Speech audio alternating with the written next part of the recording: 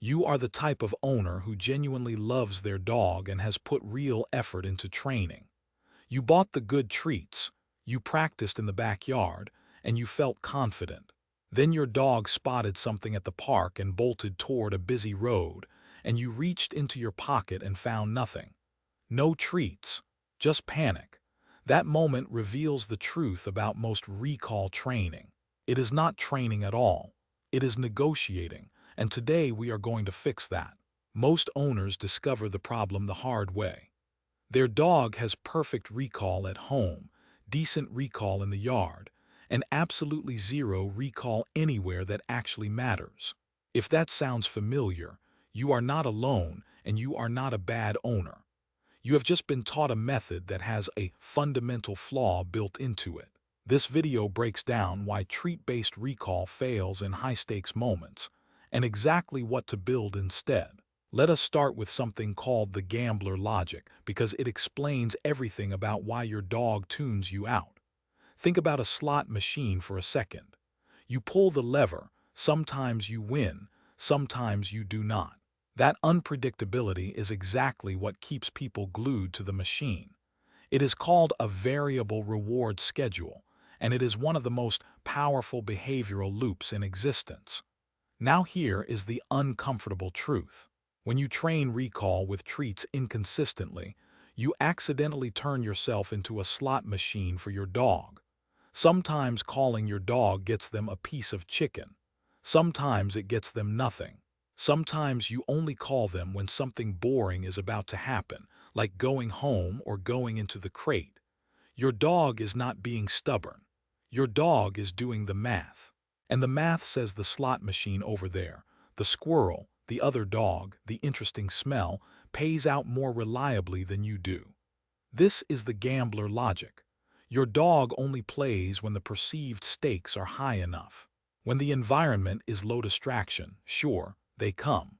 There is nothing better going on. But the moment something genuinely exciting shows up, your recall competes directly with that excitement. And if your training is built on treats, you are about to lose that competition almost every single time. Now let us draw a line that most training advice completely glosses over. There is a massive difference between a dog that is motivated by food and a dog that is genuinely engaged with their owner. A food-motivated dog is in a transaction with you. You have something they want. They perform a behavior to get it. That is it. The relationship is conditional on what is in your pocket. Take the food away and the transaction ends. The dog does not owe you anything, and from their perspective, they are not being disobedient. They are just choosing not to enter a deal that no longer benefits them.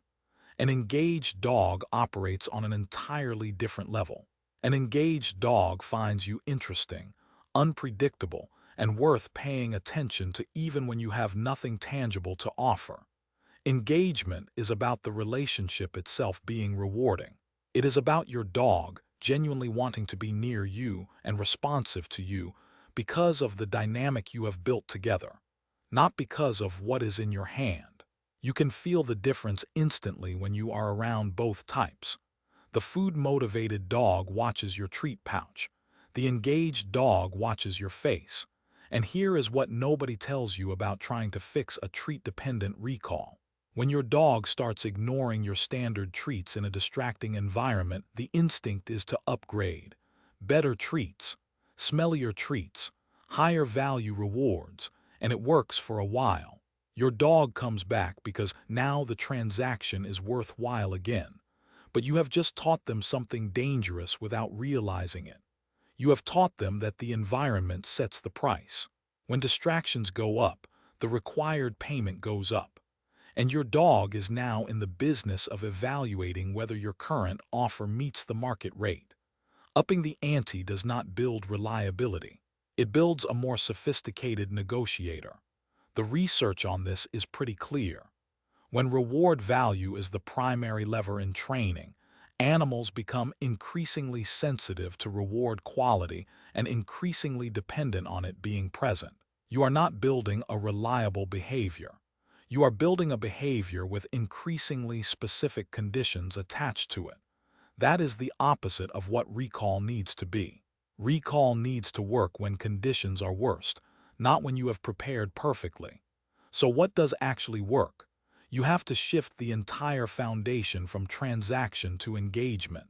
And that starts with you becoming genuinely more interesting than the environment. This is not about being louder or more insistent. It is not about leash corrections or saying your dog's name 17 times. It is about understanding that your dog's attention is a resource they distribute based on what seems most valuable and most unpredictable. Right now, the environment wins because it is full of novelty, and you have become predictable. Start by making your presence genuinely unpredictable during everyday interactions. Change directions on walks without warning and make it a game when your dog catches up. Disappear behind a tree briefly so your dog suddenly has to find you. Move with energy when your dog is loose in a safe area, and create moments where chasing you is the most exciting option available. You are not bribing. You are competing, and you are making yourself worth competing for. The next piece is building a recall that carries its own emotional charge. Right now, your recall cue probably sounds like an announcement. It needs to feel like the start of something amazing every single time you use it. Build that association deliberately by calling your dog in moments when you know they will succeed, then immediately doing something genuinely fun, not just handing over a treat. Running together, playing a quick game of tug, acting completely ridiculous for 30 seconds. Your dog should hear that cue and feel something shift, a pull toward you that is about anticipation, not just appetite. And critically, stop calling your dog when you cannot follow through. Every time you call and they do not come and nothing happens, you are eroding the cue. Protect it. Use a long line in situations where you are not confident yet. Let the environment be managed while the relationship catches up. The last piece is the hardest one for most owners to accept. You have to stop treating recall as a command and start treating it as a relationship checkpoint. A reliable recall is not the result of perfect repetitions. It is the result of a dog who finds their owner genuinely more compelling than whatever else is happening. That does not come from better treats.